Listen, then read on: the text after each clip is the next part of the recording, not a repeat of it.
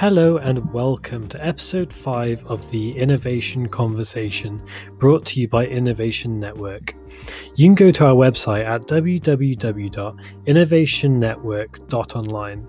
So in today's episode, we'll show you how Raspberry Pis can be used for rapid prototyping. Rody Vonk finally joins us for an episode, and we have a brand new segment called Innovation Failures. I really hope you enjoy. Hello and welcome to the Innovation Conversation, brought to you by the Innovation Network. We've got Vernon. Say hi. Hi everybody. Episode 5. We made it. We made it. There we go. Chad Smith. Say hi, Chad. Hi everybody. Good to be back. And drum roll, please, because finally we have Rody Vonk on the podcast. Say hi, Rody. He's real. He's real and alive. Definitely. Hi guys. I'm here. If you could tell us a little bit about yourself, Rody, that'd be great.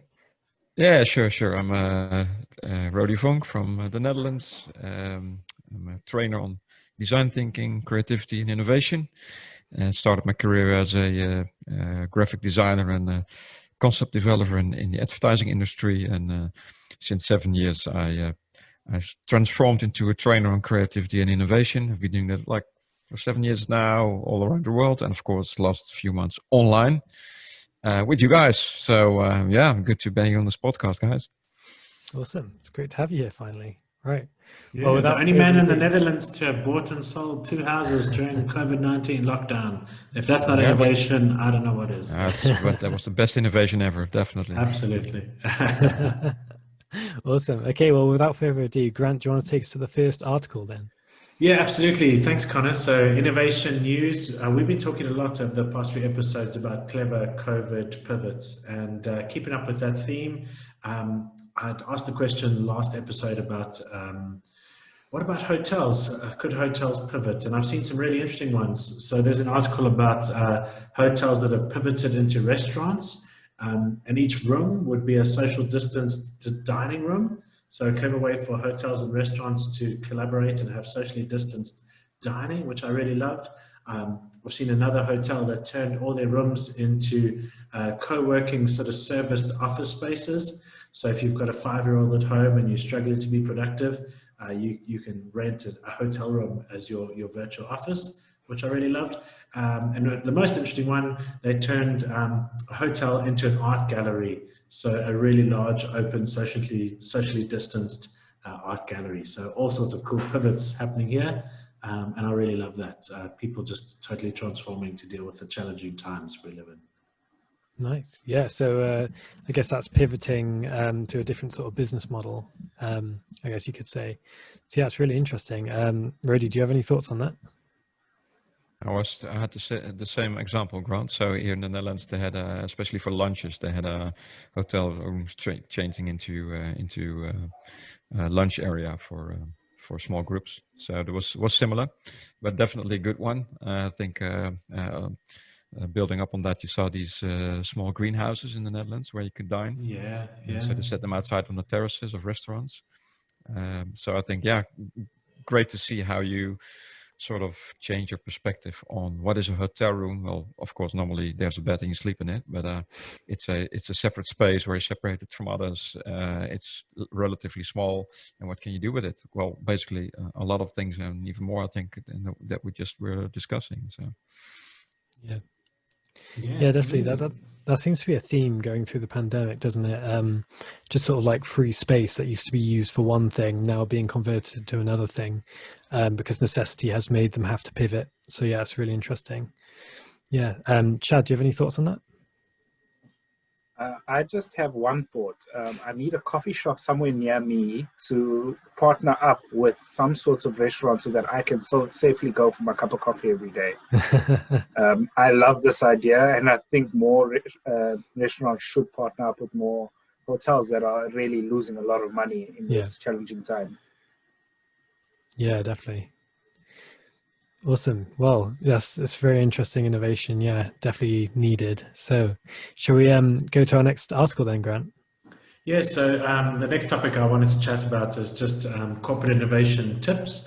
And the one this week came from one of our webinar attendees. And they have a really clever innovation process they call the C-level periodical, innovation periodical. And what they do is if someone does something innovative, they've got to capture that on a one-page report, and they share those reports, in their case, on a platform called Yammer, which is a communications platform. But I love that idea because anyone that's doing anything innovative, you could get into a one-pager, circulate it amongst the company, and just share it. And there's probably someone in that business that could enable it, fund it, or take it and use it in a quick one-pager. So I really love that idea. Awesome. Yeah. So that could be a digital collaboration tool that I cover in a later episode. Definitely Yammer. I've not heard that one before. So that's interesting. Yeah, like an ideation platform with a filter system and then some ability to turn it into a one-pager and share it wide. Very, very cool. Definitely. So am I getting it right then? It's just whenever someone does something innovative within the company, it's sort of like a one-page summary of that, and that gets distributed around the company. Is that a good way to summarize it? Or? Yeah, absolutely, Connor. That's a perfect way. Yeah. Rody, do you think that could be useful to have in a business? Yeah, and it reminds me of it's not so much of a digital collaboration tool, but the idea that you have a one page for one idea reminds me of an initiative in a hospital where I did some training earlier this year, where they have this initiative where especially it came from nurses at first. Which if they see a sort of issue in their daily work, so can be very simple things, simple solutions that small problems that need simple solutions.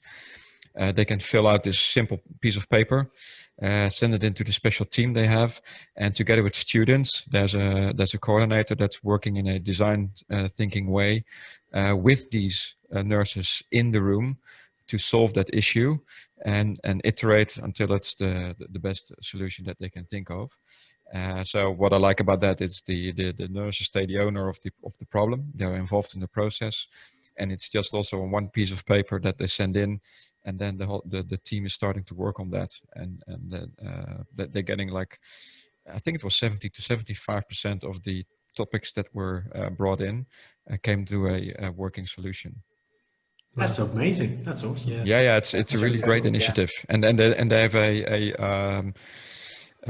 there's a school right next to the hospital, and from the department that is in the medical industry, they get the students in and collaborate with these nurses on actual problems. So I think that's a great combination. Also, so besides the technical part of how to share ideas or problems in a company like with Jammer and have people maybe contribute to that. It's so simple and effective how they do it. Yeah, definitely. Yeah, I think it's a really powerful concept because not only are you distributing the sort of innovations that are happening, but I guess that sort of goes towards a building on an innovation sort of culture, doesn't it? Because it's kind of like rewarding to have your innovation summarized on a one-page document. So yeah, it's really interesting thing there. Yeah, Chad, do you have any thoughts on this one?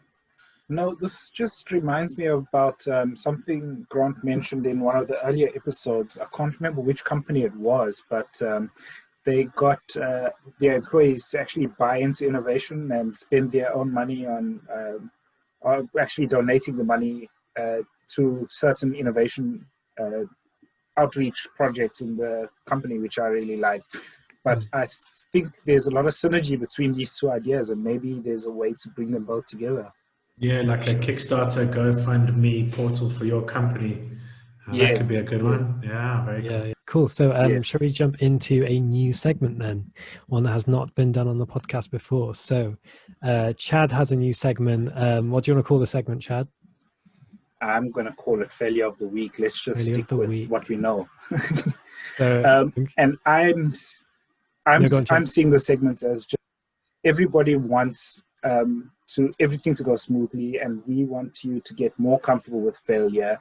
I'm going to show you that even the big companies have made big failures in the past, and I think everybody needs to get on board, start failing, fail quickly, fail small, and just get innovating, guys. So I'm going to jump right into it.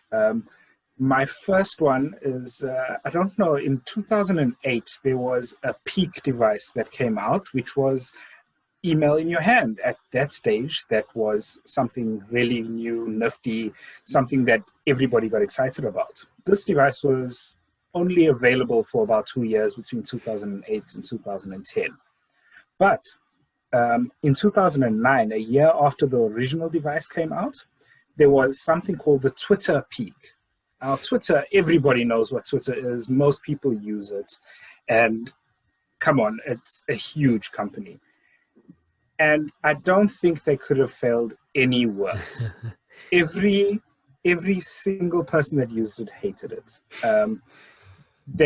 The one article that I read actually said it didn't solve any problems, it only created them. So their biggest problem was they wanted to create an easy on-the-go way of using their application. But they could only show up to, I think it was 20 characters, but they say 3.5 words of the Twitter feed. And then you'd have to open the feed, and it would basically slow your reading of each feed down to probably about, I think it was 150%.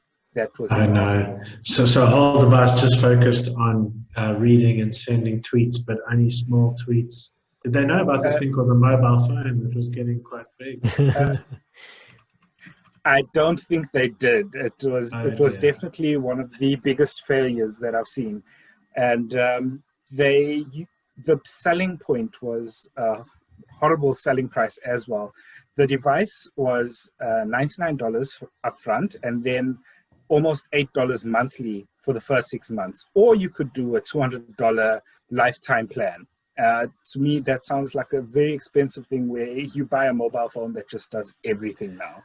I don't think they did user testing. I don't think they did design thinking. I don't think they went on Rody's course. No, I think they should have, though. Good failure, yeah. Wow, okay, yeah, that sounds...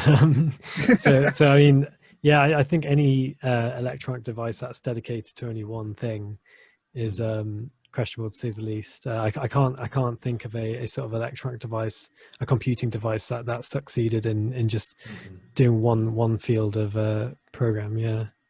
No, but the biggest failure was they did one thing and they did it badly. Yeah, and definitely. expensively. Yeah. Wow. We can learn from that. Nice one, Chad. Yeah. Yeah. So, Chad, are you an expert in failure then? Is that what we can call you? Or? I've been failing all my life. You can call me that all you want. So my mother-in-law says. Yeah. I'm very qualified then. Awesome. Okay. Well, moving on then. Rody, do you have a innovation tip of the week for us? Rody, you muted there. Yeah. Rody, do you want to circle back? Give us a thumbs up if you want us to circle back. Cool. Okay. So cool. Moving on then. I'm going to do my innovation/collaboration tool of the week. So today I wanted to shake it up a little bit because previously we had done sort of pieces of software. This one I wanted to cover something a little bit different. So I'm going with the classic Raspberry Pi. So Raspberry Pi, if you don't know what they are, is a credit. So it's marketed as a credit card size computer, which can be bought cheaply. It's actually changed since then because they're making them a lot smaller than a credit card now. Interestingly enough. So yeah, it's essentially a very small computer that you can buy pretty cheap, and you can sort of install anything you want on the little computer. And it's got lots of different outputs. You can mess with sort of like a circuit board, and you can essentially program them to do anything that you want. So what this is good for is a really important subject in innovation, which is rapid prototyping. So if you are creating an innovation which involves a bit of engineering, maybe a bit of computer networking, then a Raspberry Pi is really useful, because what you can essentially do is buy a Raspberry Pi, buy maybe some duct tape or glue, something, to make sort of like a cheap prototype, and you can make absolutely all sorts. So there's so many different things you can do with a Raspberry Pi. So there's also, so I've actually got a little list here. So just keep it quick. You can replace your desktop PC with a Raspberry Pi, so that one's quite interesting because you can sort of make servers and things like that. So if you want to prototype a new kind of email server, a new kind of game server, and you can use a Raspberry Pi for that. You can sort of do 3D printing with a Raspberry Pi, interestingly enough. You could make like retro gaming machines. You can make like buttons that do things. You can control robots. You can attach them to drones. There's all kinds of things you can do Raspberry Pis. So yeah, essentially, if you have the sort of creativity and know-how, you can make lots of different rapid prototypes with a Raspberry Pi for not too much money. So, any thoughts on that? Taught me something new, Connor. Say again, sorry. You and I were actually talking about this a couple of weeks ago, Connor, and we were talking about the different additions that we can make, as in hardware, onto the Raspberry Pi for different uses. And I think I was trying to replace my DVD player at the time, trying to watch my movies and stuff from something smaller, something more compact, but it will still do the job. And I think I'm definitely in the market for something in the very near future. Yeah. And I think that's actually one of the really cool things about a Raspberry Pi is even if you do have one for personal use, which are really popular for maybe using it to watch movies and things like that, you can actually repurpose them. So if you do have a creative spark and you think of a really good idea, you can take that Raspberry Pi you have plugged into your TV, sort of, get another BIOS for it and turn it into something new. And we talked about on episode 1 how I used a lunchbox and a Raspberry Pi to actually make a bird camera, and I hung it up in a tree. So yeah, and that very Raspberry Pi used to be attached to my projector as a little thing like Chad wants it for. So yeah, it definitely can be repurposed, which is a good point. So Grant, I guess that's moving on to innovation of the week. So do you want to take us through what our innovation of the week this week is? Absolutely. So it's a different one this week, but I wanted to focus on Emirates Airlines that has done some really clever innovations that were very quick and responsive to the pandemic. A couple of things. So Emirates Airlines were the first to offer travel insurance. So COVID-19 travel insurance, which almost no one had done before them. They would cover the costs if you got ill or your funeral. So they de-risked the dangers of international travel. Really, really clever response to a really tough situation because no one could get travel insurance during the pandemic. They also did something really clever where they took their commercial passenger aircrafts, stripped out the back of the plane, the economy seats, and turned that into cargo. Oh, wow. And I presume have business class seats and first class seats still for people to travel with social distancing, and then economy became cargo, which I really loved. And they even have a COVID test that can be administered with results within 10 minutes. Wow. So in some countries, they do COVID testing with a result in 10 minutes before you get on the plane. So I just thought it was a super example of a large company that just responded to a crisis really decisively, really quickly, and there were clever ideas done fast, and I love that. Yeah, wow. So that's a lot of innovations. That's really cool. So I guess you could you you're the innovation expert here, could you categorize that as a business model innovation, or would you say it comes under a different sort of umbrella? Oh, it's iterative in a number of things. So it's a bit of process innovation. I mean, the insurance aspect is probably part of a business model because it's not an additional revenue source, but it boosts their passenger ticketing revenue. And that's a good point, Connor, is people think that innovation's got to be a leapfrog technology or this grand thing. But sometimes the best innovations is a smart adaptation to your process, So, and we often say this, simple is better. It's quick and cheap is the best innovation for me. Yeah, I suppose that's a really good example of it, isn't it? Because instead of, I guess, I mean, it's probably more complicated than this, but instead of adding something to the planes, they literally stripped away seats just so that they could add cargo. So yeah, I guess that's sort of the premise of an innovation, isn't it? It's something that's easy to do that will sort of make a process a lot smarter. Or a quick response to a crisis sometimes is a great innovation, right? It's a pivot, I guess. Yeah. And my favorite was the insurance response because none of the travel insurance would cover you. It was incredibly risky to fly internationally. Today it still is. A couple of other, in fact, not many, but one or two others have got some sort of insurance option, but they've still got the best cover to de-risk that flying experience. Yeah. Super clever. Yeah, I think insurance is a really interesting innovation. This is on a bit of a tangent, but I actually saw an innovation the other day of so I mean I'm a huge basketball fan, so I've always wanted to go to the USA and watch a basketball game. And I saw a company the other day who are doing insurance where if your favorite player doesn't play that game due to maybe injury or something else, they'll actually cover you for that in terms of insurance, which That's de-risks it. super clever, right? Yeah. So for me, who will literally fly from the UK to the USA just to watch a basketball game, that's something that's definitely in my market, you know. So yeah, I'd agree with you there. That's a really good innovation to do, because it's definitely going to put a lot of safety in the minds of passengers. Well, and they've obviously fallen in love with a user segment, really understood their pain, and come up with a clever value proposition, which is That's true. awesome. Yeah. I mean, that is Brilliant. the customer journey, isn't it? I guess that's the biggest snag for people traveling these days.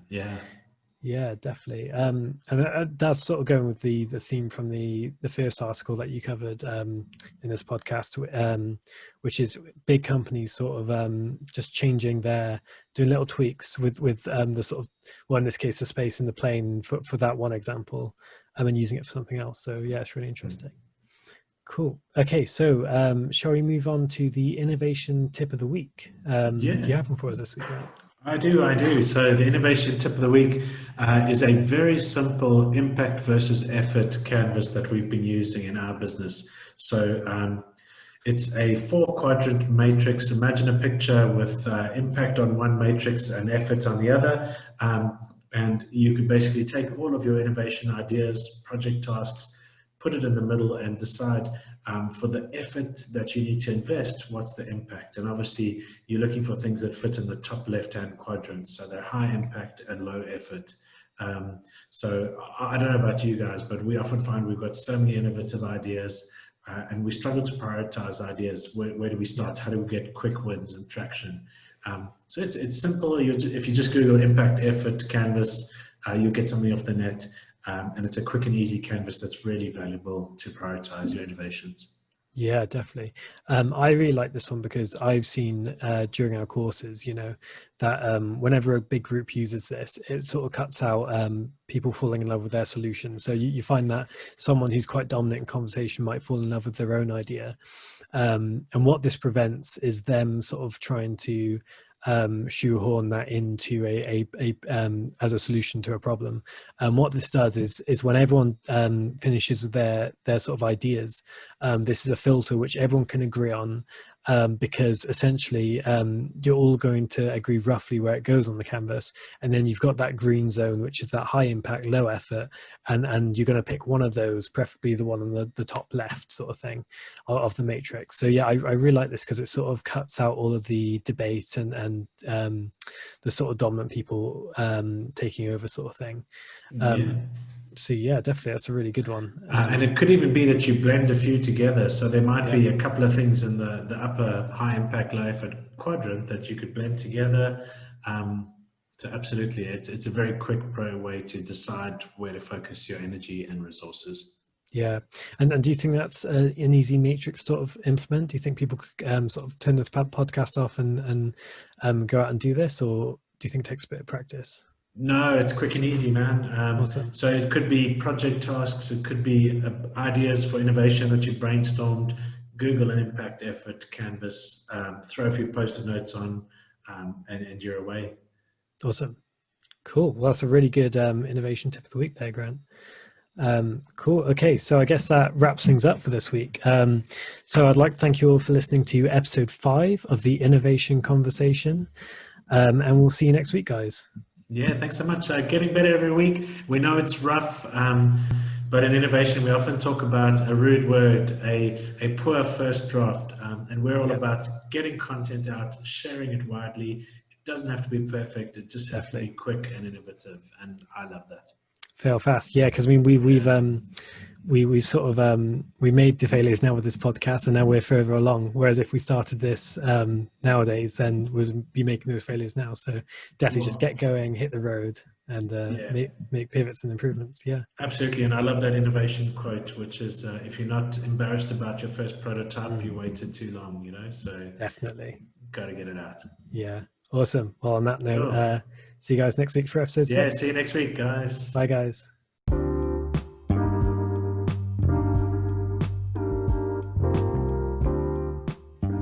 Thank you so much for listening to episode 5 of the Innovation Conversation, brought to you by Innovation Network. You can go to our website by going to www.innovationnetwork.online, or you can email us at sales@innovationtrainingnetwork.com. See you in the next episode.